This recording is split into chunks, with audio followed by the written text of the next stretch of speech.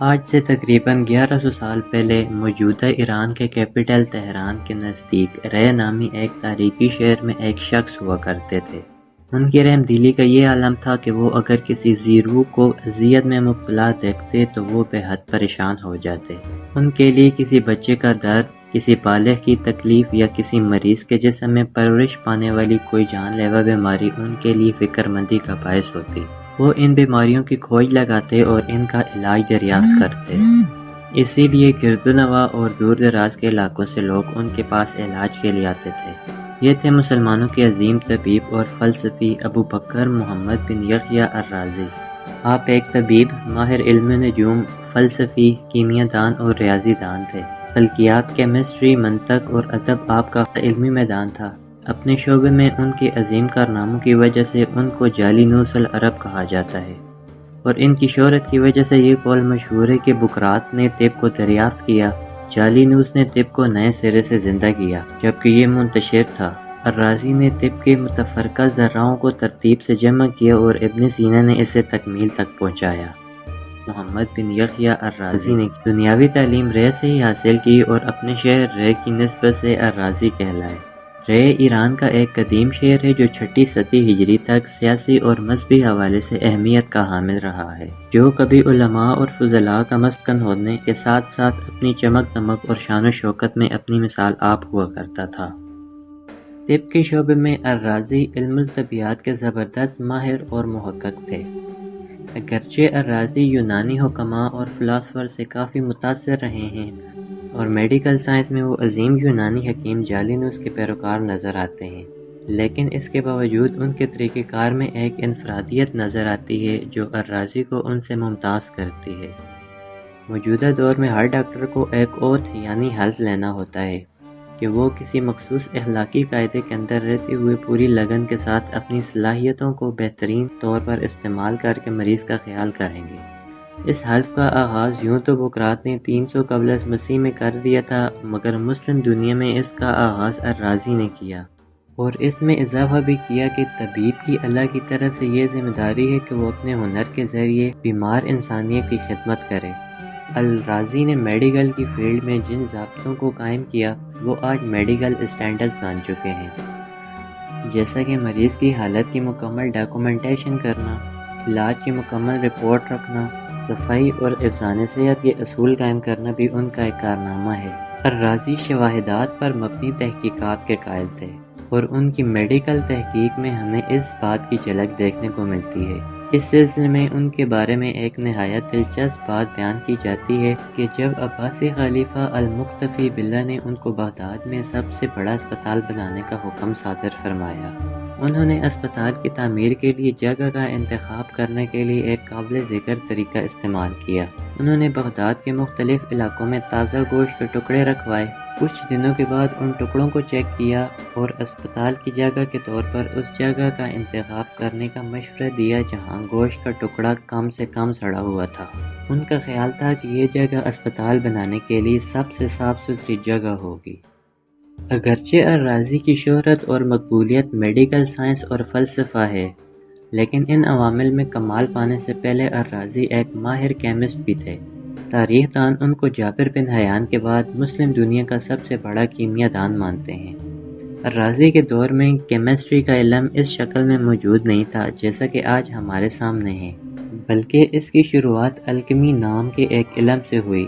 الکمی بنیادی طور پر دھاتوں جیسے پارا یا تانبے کو چاندی یا سونے میں تبدیل کرنے یعنی پارس پتھر بنانے کی کوشش، اور بیماری کا علاج اور زندگی کو بڑھانے کا طریقہ دریافت کرنے کی کوشش یعنی آب حیات دریافت کرنا تھا۔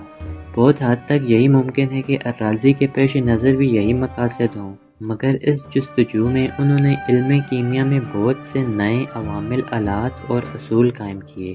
الرازی وہ پہلے کیمیاء دان تھے جنہوں نے دنیا کو سب سے پہلے مٹی کے تیل کو پیٹرولیم سے علیحدہ کرنے کا طریقہ بتایا۔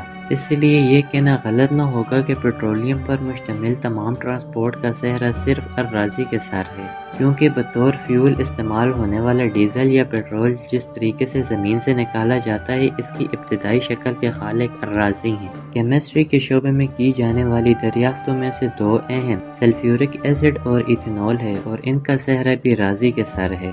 ہم الرازی کو موجودہ ماڈرن دور کے سکولز اور کالج میں پڑھائے جانے والے ماڈرن پیریوڈک ٹیبل کے بانیوں میں سے ایک قرار دے سکتے ہیں، کیونکہ ان کا ایک اور اہم کام یہ بھی تھا کہ انہوں نے مختلف کیمیائی مادوں اور عناصر کو ان کے سورسز کی بنیاد پر درجہ بند کیا۔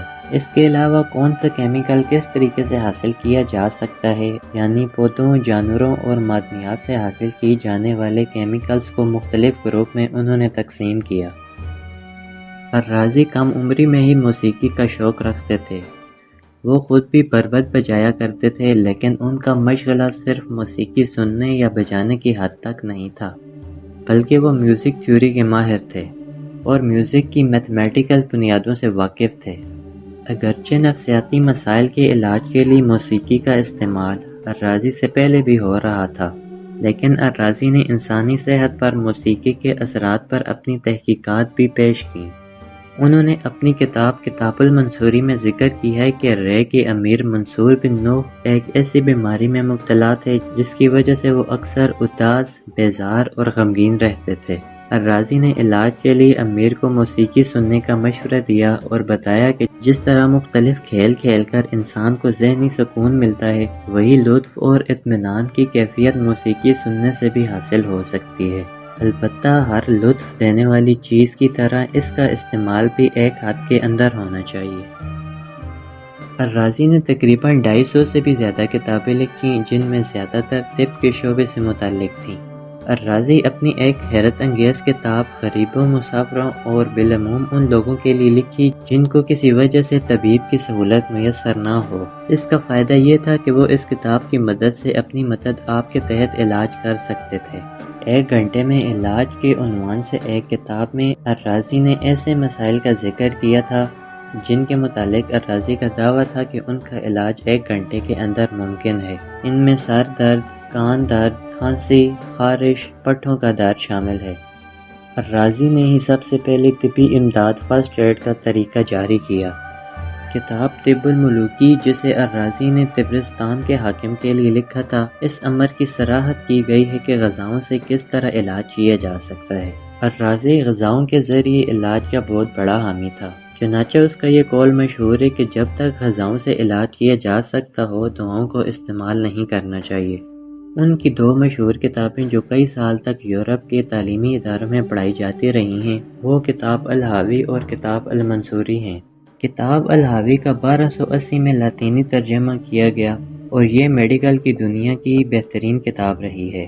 اس کتاب میں موجود مریضوں کے کیس ریکارڈ اور ہسٹریز ہیں، جن کے ذریعے بیماری کے علاج، اسباب علاج اور طریقے علاج کی تفصیلات پتہ چلتی ہیں۔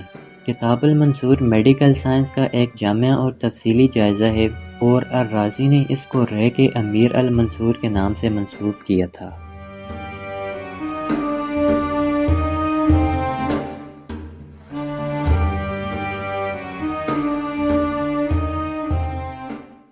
ناظرین، یہ تھی میڈیول مسلم سائنٹسٹ سیریز کی 4تھی ایپیسوڈ۔ میں ہوں اسامہ احمد، اور اگر آپ کو ہماری ویڈیوز پسند آ رہی ہیں تو چینل کو سبسکرائب کریں۔